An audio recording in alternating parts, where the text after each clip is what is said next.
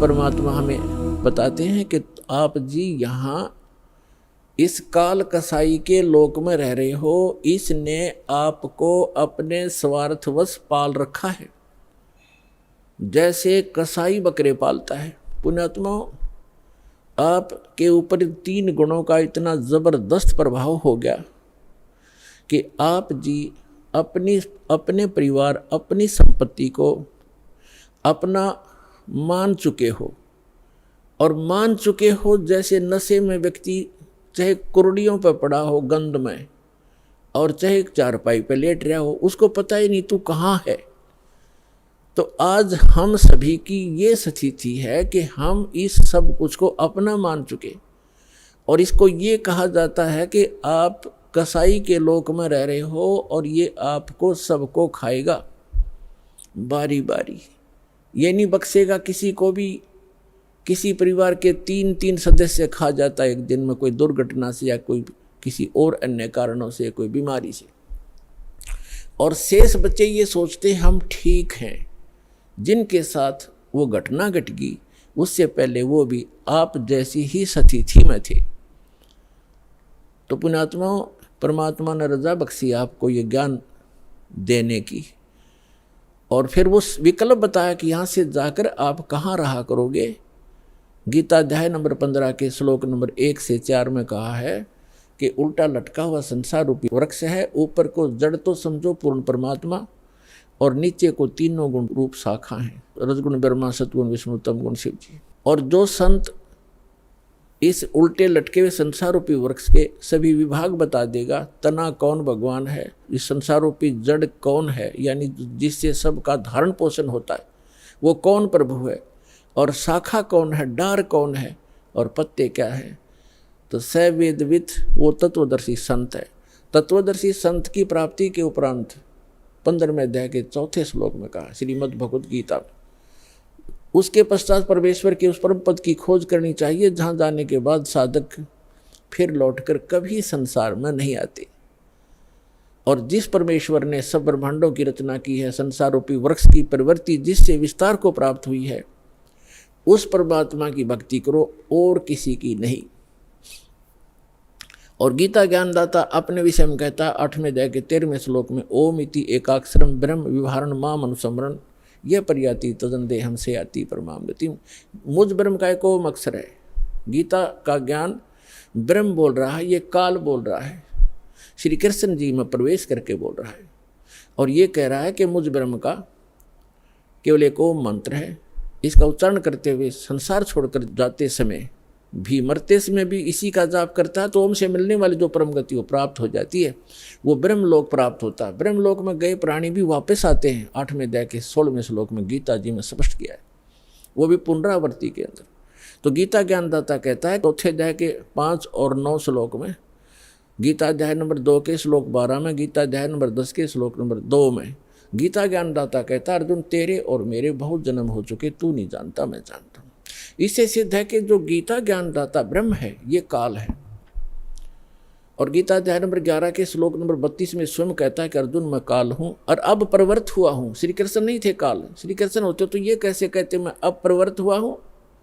श्री कृष्ण जी तो पहले उपस्थित थे वहाँ पर अर्जुन के साथ, उनके सारथी बनकर। तो पुण्यात्माओं, ये हमारे सदग्रंथ एक अनमोल रतन है, इसको हमारे धर्मगुरु समझ नहीं सके, इसका अड़ंगा कर दिया, उल्टा ज्ञान बता दिया हमारे को। श्री कृष्ण जी को सुप्रीम पावर बता दिया, जबकि श्री कृष्ण जी तो एक ब्रह्मांड में एक सतोगुण विभाग के मंत्री समझो, और इनका पिता काल एक ब्रह्मांड में मुख्यमंत्री समझो, और ओवरऑल कंट्रोलर सभी ब्रह्मांडों का वो प्रधानमंत्री समझो, वो परम अक्षर ब्रह्म समझो, वो पूर्ण परमात्मा। उसकी साधना के लिए ही ये गीता ज्ञानदाता बार बार कह रहा है। गीता अध्याय नंबर 18 के श्लोक नंबर 62 में कहा कि अर्जुन तू सर्वभाव से उस परमेश्वर की शरण में जा, उस परमेश्वर की कृपा से तो परम शांति को और सनातन परम धाम को प्राप्त होगा। गीता अध्याय नंबर 8 के श्लोक नंबर 1 में अर्जुन ने पूछा कि हे परमात्मा, आपने जो 7वें अध्याय के 29वें श्लोक में जिस तत्ब्रह्म की जानकारी दी है कि तत्ब्रह्म को से परिचित प्राणी, इस अध्यात्म ज्ञान से परिचित और सभी कर्मों से परिचित व्यक्ति केवल जरा और मरण से छूटने के लिए प्रयत्न करता। जरा माने वृद्धावस्था और मरण माने मृत्यु।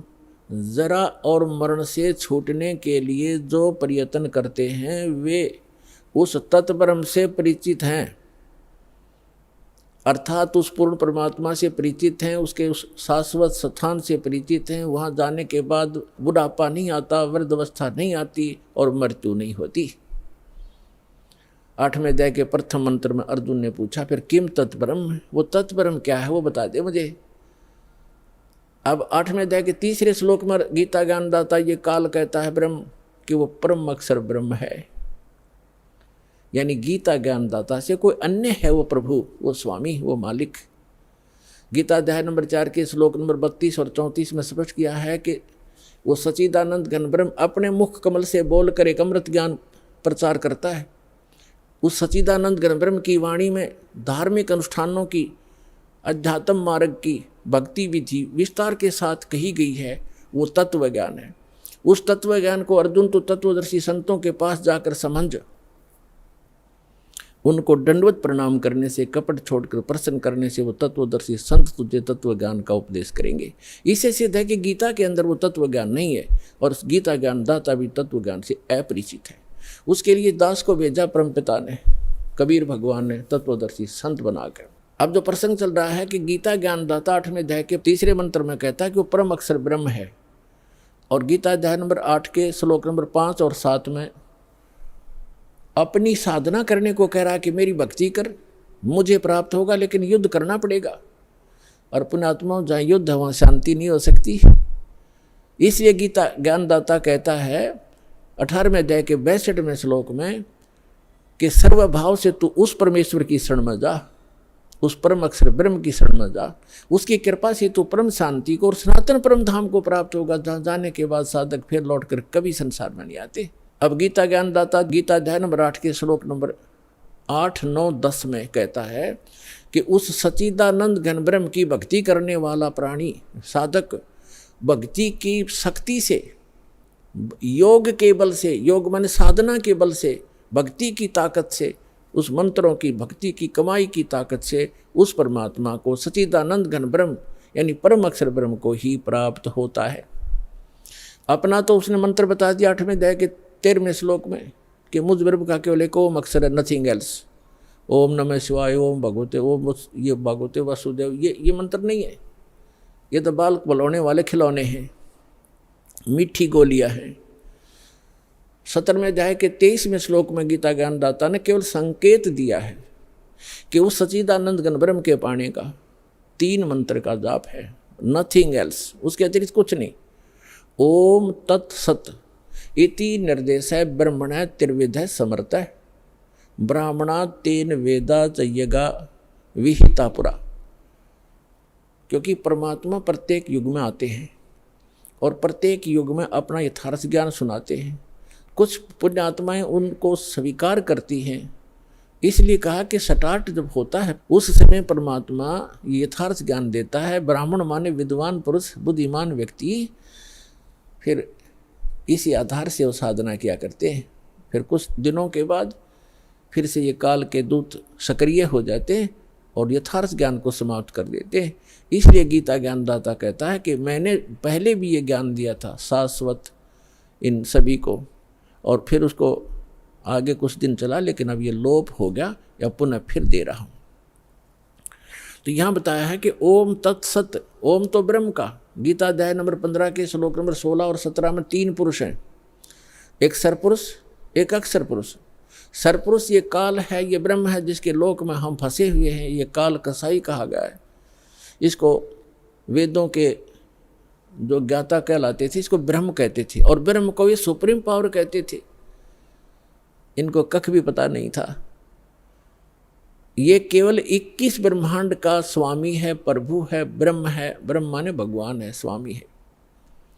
और फिर परब्रह्म इससे नेक्स्ट, जैसे दादा परदादा, एक दादा उससे नेक्स्ट दादा, तो ये ब्रह्म फिर परब्रह्म। परब्रह्म को अक्षर पुरुष भी कहते हैं, इसको सर पुरुष कहते हैं ब्रह्म को। अक्षर पुरुष 7 शंख ब्रह्मांड का स्वामी है, नील पद्म शंख, 7 शंख ब्रह्मांड का स्वामी है, इसको अक्षर पुरुष का, इसकी आयु बहुत लंबी है इसलिए इसको अक्षर पुरुष कहते हैं। अब जो तीसरे नंबर का है, गीता अध्याय नंबर 15 के श्लोक 16 में 2 पुरुष हैं, सरपुरुष और अक्षर पुरुष, और बताया कि जितने भी इनके अंतर्गत प्राणी हैं शरीरधारी, इन सब का और साथ में इन दोनों सरपुरुष और अक्षर पुरुष का शरीर तो नाशवान है, जीवात्मा किसी की नहीं मरती।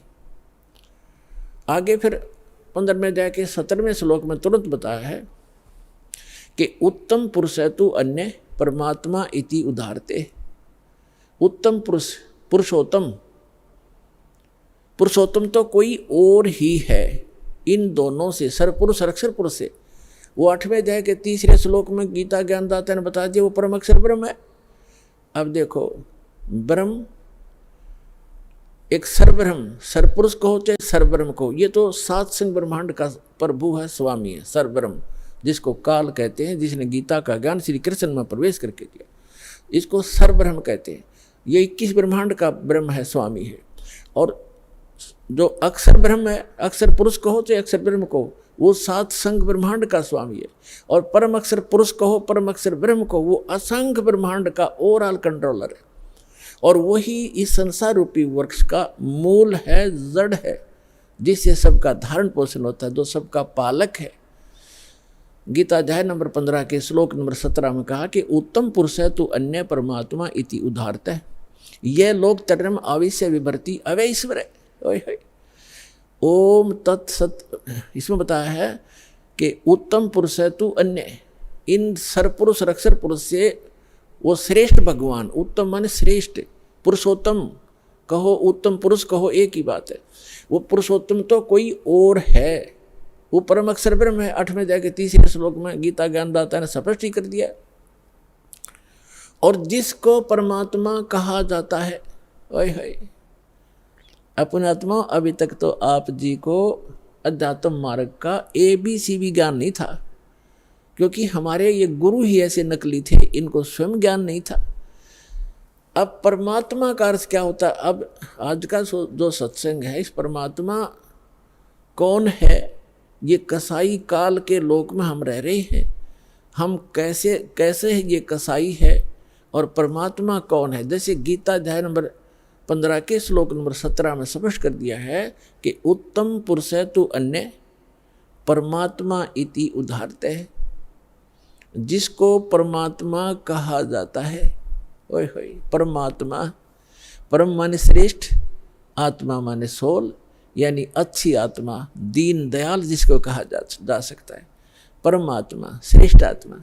और जो मारे, पूरे किसी परिवार को मारता है, काटता है और बुरा हाल कर रखा है, क्या वो परमात्मा हो सकता है? न, कभी नहीं।